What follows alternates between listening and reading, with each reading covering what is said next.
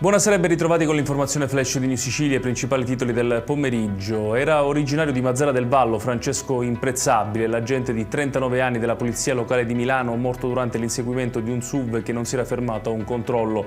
Trasportato in condizioni disperate all'ospedale Niguarda e deceduto poco dopo. Un 27enne è stato arrestato per fuga pericolosa ed è attualmente indagato per omicidio stradale. Cordoglio per la morte di Imprezzabile è stato espresso da Mattarella e Meloni. Il sindaco di Spadafora, Letterio Pistone, è stato sospeso dalla carica dopo essere finito questa mattina agli arresti domiciliari. L'inchiesta della DDA di Messina riguarda le elezioni comunali del giugno 2024. Le accuse sono di scambio elettorale politico-mafioso e corruzione elettorale aggravata dal metodo mafioso. La misura cautelare coinvolge anche due fratelli ritenuti dagli investigatori contigui al clan dei Barcellonesi. Le responsabilità dovranno essere accertate comunque nel corso del procedimento.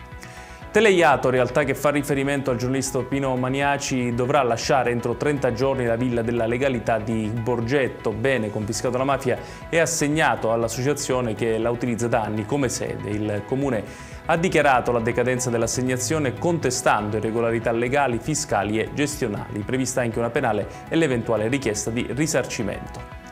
Protesta di Cateno De Luca all'Assemblea regionale siciliana. Il leader di Sud Chiama Nord ha occupato simbolicamente il podio dell'Aula per chiedere che il presidente Renato Schifani presenti la relazione annuale sullo stato di attuazione del programma di governo. Dopo diversi minuti, l'assessore Alessandra Ricò ha comunicato la disponibilità del governatore a intervenire all'Arse il prossimo 21 luglio. Infine è presentato a Roma il Festino di Santa Rosalia 2026, in programma il 14 luglio a Palermo. Il tema scelto per questa edizione è Dal dramma nasce il rito, dal rito la comunità. Il tradizionale corteo attraverserà il centro storico fino al Foro Italico. Attese centinaia di migliaia di persone in città, con presenze turistiche stimate in crescita del 10% rispetto allo scorso anno.